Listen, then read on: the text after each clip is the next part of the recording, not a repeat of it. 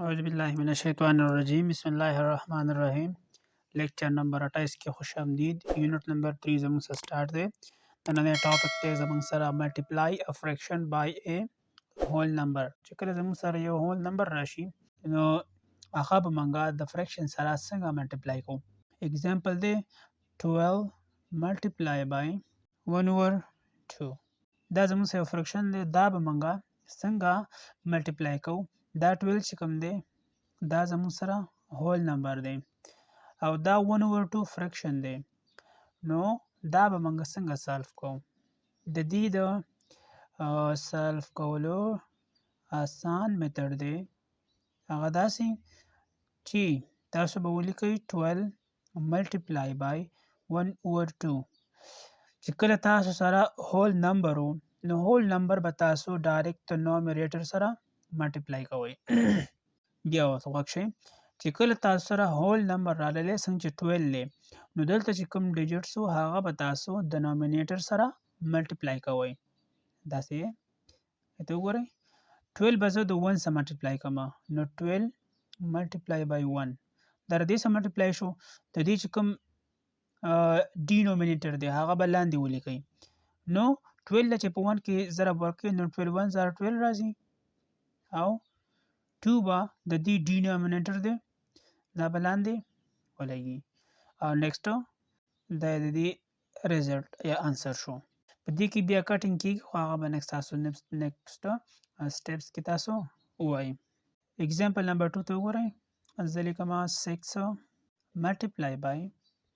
2 or 3 आसान एग्जांपल दे ये तो वगैरह सॉल्यूशन 6 मल्टीप्लाई बाय 2 or 3 नो तاسو مویل چې دا کوم چې هول نمبر دی یا هول پارت دی دا بر لګي د ډینومینیټر سره به ملټیپلای خوري او ډینومینیټر به د ډینومینیټر سره خو په دې کیس کې ډینومینیټر نشته نو 2 6 دا به د 2 سره ملټیپلای شي او ډینومینیټر به په خپل ځای باندې ولګي 6 2 0 12 او denominator 3 دی 3 په خپل ځای لاړی دا د ایگزامپل شو نیکسٹ ایگزامپل ته وګورئ 4 multiply by 3 over 5 نو د دې سالوشن ته چې موږ راشو به لیکم 4 multiply by 3 over 5 هول نمبر به د نومریټر سره ملټیپلای شي نو 4 multiply by 3 over 5 چې دا کله ملټیپلای شي 4 3 0 12 او ډینومینیټر 5 ته 5 به خپل ځای باندې راشي ډیر آسان کوېسچن دي زموږ سره نیکسٹ ټاپک دی زموږ سره ملټیپلیکیشن اف ا فریکشن بای انادر فریکشن اوس په دې کې موږ داسې فریکشن سالف کوو چې هغه دواړه سایډ ته فریکشن وي دلته هم فریکشن او دلته هم مثال په تور باندې 1 over 2 multiply by 1 over 4 دا سایډ هم زموږ سره فریکشن دی دا سایډ هم زموږ سره فریکشن دی دا به موږ څنګه سالف کوو ګورئ ورته 1 over 2 په خپل ځای راکو شو multiply by 1 over 4 نو دی پر چې کوم فریکشن باندې د پاسه انسای دي ته ویل کېږي نومینیټر او دا لاندې چې کوم انسا ده دي ته ویل کېږي ډینومینیټر د ملټیپلیکیشن په سټیج کې به نومریټر د نومینیټر سره ملټیپلای کیږي ډینومینیټر به د ډینومینیټر سره ملټیپلای کیږي نو په دې میتھډ باندې چې کله دا موږ سالو کوو نو د دې نه به راشي 1 ملټیپلای بای 1 برم 1 دی بلم 1 دی فریکشن 2 ملټیپلای بای 4 نو چې دا تاسو سالف کړئ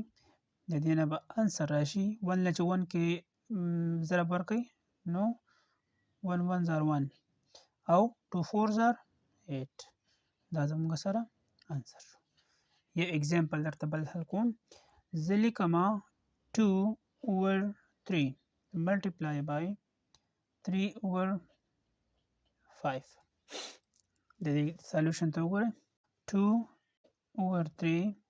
multiply by 3 over 5 نومینیټر به د نومینیټر سره ملټیپلای کوئ او ډینومینیټر به د ډینومینیټر سره نومینیټر کې بره 2 دی او بل 3 دی پټه ډینومینیټر کې 3 دی او بل 5 دی چې دا تاسو ملټیپلای کړئ 2 3 are 6 3 5 are 15 او نیکسٹ به دا تاسو کټ کی په 3 باندې نو دې نه به راشي 3 2 are 6 او 3 5 are 15 او دا زموږ سره انسر شو. هوپ تاسو ان شاء الله به دې باندې پوه شئ. ډیر آسان میتھډ باندې به دا کوېسچن سالو کوو. نیکسٹ لیکچر به ان شاء الله هغه ایکسرسایز 3.2 سالو کوو. تھینک یو سو مچ. د الله په امان.